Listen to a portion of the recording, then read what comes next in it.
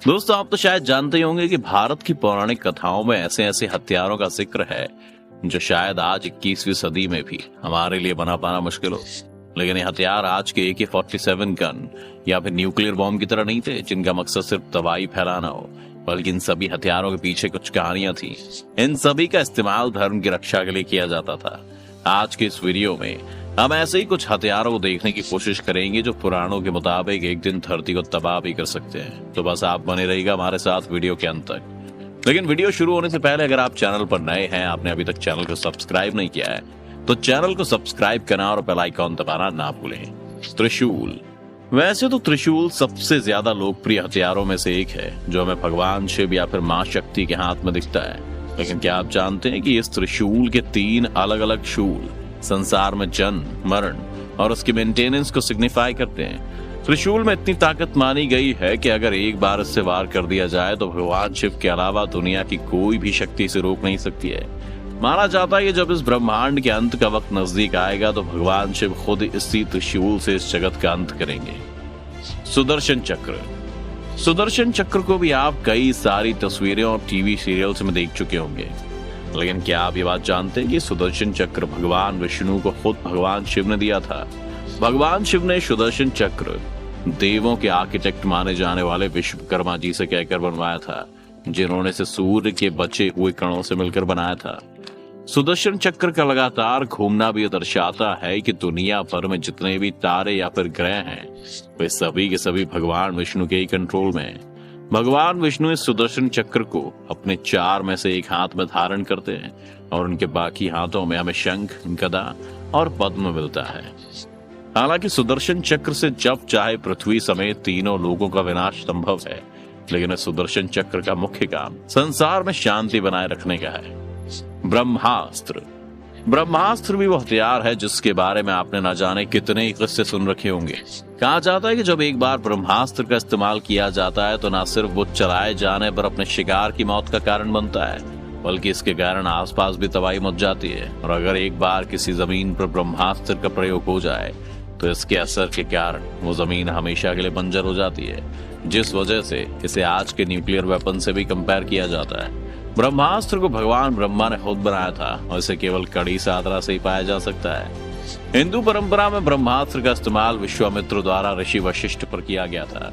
इसके बाद भगवान श्री राम ने इसका इस्तेमाल रावण के खिलाफ किया था और आखिर में महाभारत के धर्म युद्ध में अर्जुन ने इसका इस्तेमाल गुरु द्रोण के पुत्र अश्वत्थामा के खिलाफ किया था। ब्रह्मशीर्ष अस्त्र। आपने ब्रह्मास्त्र के बारे में तो सुन ही लिया, लेकिन एक हथियार वो भी था जो ब्रह्मास्त्र से भी 4 गुना ज्यादा ताकतवर हुआ करता था। भगवान ब्रह्मा द्वारा बनाया गया ये 4 मुखों वाला हथियार 4 वेदों को ध्यान में रखकर बनाया गया था और सही मंत्रों के जाप से इसे धारण किया जा सकता था, जो आखिर में ऐसी तबाही मचा सकता था कि इससे देवता भी काम जाए। पुराणों के मुताबिक जब इस अस्त्र का इस्तेमाल किया जाता है तब आसमान से अग्नि के रूप में बिजली गिरती है और हजारों उल्का पिंड जमीन की तरफ गिरते नजर आते हैं, जो पूरी पृथ्वी का विनाश कर सकते हैं। एक बार चलाने पर यह अस्त्र कई वर्षों तक लगातार इसी तरह की तबाही मचा सकता है और अंत में वहां कुछ भी नहीं बचता। ब्रह्मांड। हमारी लिस्ट में जो अगला हथियार है उसके सामने शायद आपको पिछले सारे हथियार फीके लगने लगे। इसे ब्रह्मांड कहा जाता है। इस हथियार में भगवान ब्रह्मा के 5 मुख शामिल हैं। कहा जाता है कि एक बार भगवान शिव और ब्रह्मा जी के बीच में एक युद्ध हुआ, जिसके बाद भगवान शिव ने ब्रह्मा जी का सिर काट दिया और उसी सिर से ये अस्त्र निकला। पुराणों के मुताबिक इस अस्त्र का इस्तेमाल जब किया जाता है तब समुद्र का पानी उबलकर सूख जाता है और बड़े से बड़ा पहाड़ दबकर समतल जमीन में बदल जाता है और सभी कुछ इस तरह जलने लगता है कि आखिर में सिर्फ राख बचती है। इस अस्त्र का इस्तेमाल ब्रह्मास्त्र और ब्रह्मशीर्ष को रोकने और निष्क्रिय करने के लिए भी किया जाता है, क्योंकि ये दोनों से ही ज्यादा ताकतवर है। रुद्रास्त्र। हमारी लिस्ट में अगला अस्त्र है रुद्रास्त्र, जिसे ज्यादातर लोग भगवान शिव की तीसरी आंख के रूप में भी जानते हैं। जैसा कि आप जानते हैं कि भगवान शिव को एक महान योगी माना गया है और इसीलिए भी ये माना जाता है कि उनकी सभी शक्तियां वो इसी तीसरी आंख या रुद्रास्त्र में केंद्रित रखते हैं। हमारे लिए अच्छी बात यह है कि इस रुद्र अस्त्र को केवल भगवान शिव ही अपनी मर्जी से इस्तेमाल कर सकते हैं और ये तो शायद आपको बताने की जरूरत नहीं होगी कि जब भगवान अपनी तीसरी आंख खोलते हैं तो विनाश होना लगभग तय है। इसलिए माना जाता है कि शिव की तीसरी आंख का खुलना ही संसार के अंत की शुरुआत का पहला और आखिरी स्टेप है, क्योंकि इसके पार आप कुछ देख या जान नहीं सकते। नारायण अस्त्र। हमारी लिस्ट का अगला जो अस्त्र है वो भगवान नारायण का अस्त्र है, जिसे इस्तेमाल करने पर गदा, चक्र और बाण जैसे अलग अलग अस्त्र एक साथ विरोधियों पर हमला करने लगते हैं। कहते हैं नारायण अस्त्र से बचने का सिर्फ एक ही उपाय है कि उसके सामने सरेंडर कर दिया जाए। महाभारत में भी गुरु द्रोण के पुत्र अश्वत्थामा ने इसका इस्तेमाल पांडवों की सेना के खिलाफ किया था, जिसे देखते हुए कृष्ण ने पांडवों को इसके सामने हथियार डालकर झुकने के लिए किया था। एक कहानी ये भी है कि भगवान कृष्ण ने इसका इस्तेमाल भगवान शिव के ऊपर भी किया था, क्योंकि भगवान शिव बाणासुर नाम के एक राक्षस की रक्षा कर रहे थे। कृष्ण ने इस हथियार की मदद से भगवान शिव को सुला दिया था, जिसके बाद वो बाणासुर का वध करने में सफल हुए थे। वज्र भी वो हथियार है जिसके बारे में से ज्यादातर लोग जानते ही होंगे। ये देवताओं के राजा इंद्र के प्रिय हथियारों में से एक है, लेकिन यह हमेशा से इंद्र के पास नहीं था।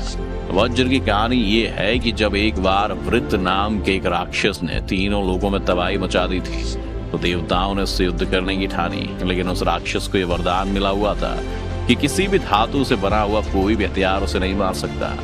इसी वजह से सभी देवता धरती पर ऋषि दधीच के पास पहुंचे थे। उन्होंने दधीच से इस विषय में मदद मांगी थी, और तब उस महान ऋषि ने अपने शरीर का त्याग करते हुए अपनी हड्डियों से इस हथियार का निर्माण किया था। इसीलिए हिंदू परंपरा में इस वज्र को सिर्फ विजय के लिए नहीं बल्कि त्याग का भी प्रतीक माना जाता है। तो दोस्तों, ये थे हमारे पुराण के वो हथियार जिनके बारे में कहा जाता है कि वो तीनों लोगों को खत्म करने की क्षमता रखते हैं। अगर इन हथियारों में कोई हथियार मिस हो गया हो तो आप हमें कमेंट में लिखकर जरूर बताइएगा। उम्मीद है आज की इस वीडियो से आपको काफी कुछ सीखने को मिला होगा। अगर आपको ये वीडियो पसंद आई हो तो इसे लाइक करें, और अगर आप इस चैनल पर नए हैं तो जाने से पहले चैनल को सब्सक्राइब करना ना